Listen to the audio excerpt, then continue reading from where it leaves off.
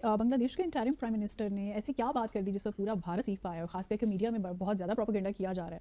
और ये जो मुलाकात हुई है अभी मोदी यूनुस की, इससे कोई खैर की तवक्को रखनी चाहिए। देश को अगर हम देखें तो बांग्लादेश के साथ पाकिस्तान के टर्म्स भी पहले से बेहतर होते जा रहे हैं। कहा यह जा रहा है कि जी जो वीजा पॉलिसी है वो भी आसान कर दी जाएगी। और सिक्योरिटी का मामला देखें, वहां देखें टीटीपी रोज कान के नीचे दो लगा के जा रही है। उधर से बीएलए वाले जो है उन्होंने जीना आराम करके रखा हुआ है। मोहम्मद यूनुस और नरेंद्र मोदी की मुलाकात बिम्स्टेक समिट जो बैंकॉक में हुई है उसकी साइडलाइन पे हो गई है। नरेंद्र मोदी ने उनको रिसीव किया तो इतना कोई लंबा चौड़ा आई कांटेक्ट नहीं दिया। नरेंद्र मोदी ने जब मोहम्मद यूनुस को रिसीव किया तो मोहम्मद यूनुस का बॉडी लैंग्वेज और कॉन्फिडेंस जीरो था। फर्स्ट में finally prime minister Modi Bangladesh के चीफ एडवाइजर मोहम्मद यूनुस से मिले और उसमें बहुत सारी बातें हुई जिसके बारे में मिनिस्ट्री ऑफ एक्सटर्नल अफेयर्स के जो फॉरेन सेक्रेटरी हैं भारत के, उन्होंने मीडिया में बताया। और लेकिन मुलाकात से पहले और चीन के दौरे के दौरान ही डॉक्टर मोहम्मद यूनुस ने एक बयान दे दिया। यूनुस साहब का विजिट जो है वो चाइना भी गया हुआ और तकरीबन 4 दिन का विजिट उन्होंने चाइना भी किया। और चाइना और पाकिस्तान दोनों के साथ बांग्लादेश के जो रिलेशंस हैं वो बेहतर होते दिखाई दे रहे हैं। मोदी साहब जो है वो गोल्ड मेडल दे रहे हैं मोहम्मद यूनुस को।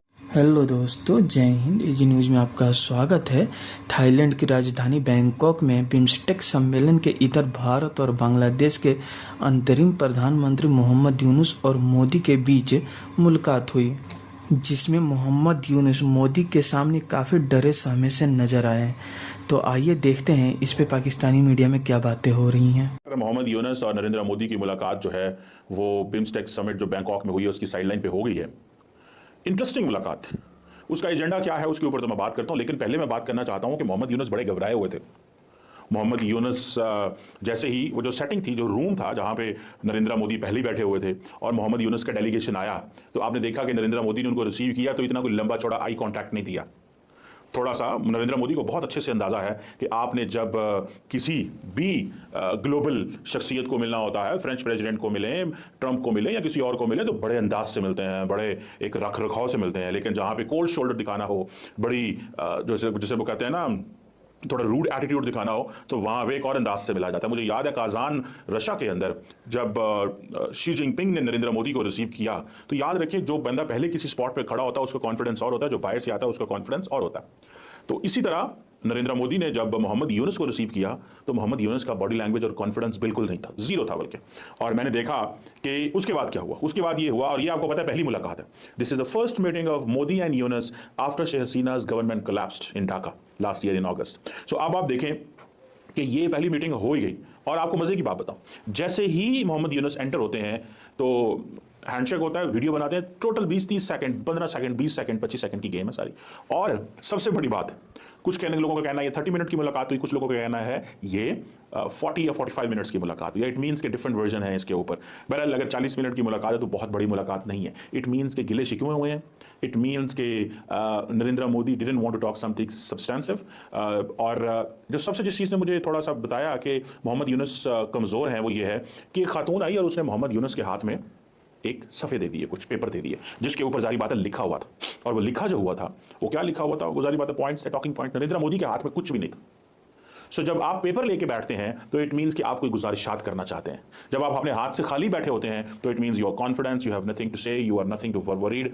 मोहम्मद यूनुस जो है वो या तो उनका एज का फैक्टर इतना ज़्यादा है, या उनको ये था कि मैं पहली दफ़ा मिल रहा हूँ, या फिर ये है कि वो कई लोग ये भी समझते हैं कि भाई हम प्रोफेशनल लोग हैं, ऐसी कोई बात नहीं है, हम जब भी अपना मौका देते हैं हम अपने पॉइंट्स लिख लेते हैं। ये भी एक तरीकाकार होता है। बहरहाल वो पेपर उनको एक खातून ने पकड़ाया और नरेंद्र मोदी से उन्होंने फिर बातें की, जो गपशप हुई, लेकिन उनका जो कॉन्फिडेंस था नरेंद्र मोदी के मुकाबले में that was shaky. Narendra Modi ने कोई लंबी चौड़ी आई कांटेक्ट उनके साथ नहीं किया। और सबसे बड़ी बात कि जैसे ही नरेंद्र मोदी से उन्होंने हाथ मिलाया वो बैठ गए, उसके बाद नरेंद्र मोदी ने जो डेलीगेशन आया उसका इंतजार ही नहीं किया। सो वो जो चीफ एडवाइजर साहब हैं फॉरेन अफेयर्स के और जो बाकी उनका डेलीगेशन था, Narendra Modi didn't wait for that delegation, परवाह ही नहीं की और वो बैठ गए। एक साइड पे जारी बात है वो डॉक्टर क्या नाम था, जयशंकर वगैरह बैठे हुए थे, वो खड़े हुए थे, और दूसरी साइड पे उनका डेलीगेशन आना था। तो उस डेलीगेशन को पहुंचने में कुछ मिनट्स लगे, कुछ 1 मिनट के करीब लगा, बिकॉज पहले शेक हैंड होना था, उसके बाद उस डेलीगेशन जाना था। सो पॉइंट ये है कि Narendra Modi didn't wait for them. So जो प्लेजेंट्रीज एक्सचेंज हुई वो इस अंदाज में प्लेजेंट्रीज जो है वो एक्सचेंज हुई। Finally prime minister Modi Bangladesh के चीफ एडवाइजर मोहम्मद यूनुस से मिले और उसमें बहुत सारी बातें हुई जिसके बारे में मिनिस्ट्री ऑफ एक्सटर्नल अफेयर्स के जो फॉरेन सेक्रेटरी हैं भारत के, उन्होंने मीडिया में बताया। और इम्पॉर्टेंट इशू ये चले आ रहे हैं कि इस मीटिंग में भी मोहम्मद यूनुस ने प्राइम मिनिस्टर मोदी से कहा कि शेख हसीना को बांग्लादेश के हवाले किया जाए, ये भी एजेंडा था। और इसके साथ साथ प्राइम मिनिस्टर मोदी ने उनको कहा कि ये जो आप एक अननेसेसरी रेटरिक चला रहे हैं भारत के खिलाफ, इसका कोई फायदा नहीं है।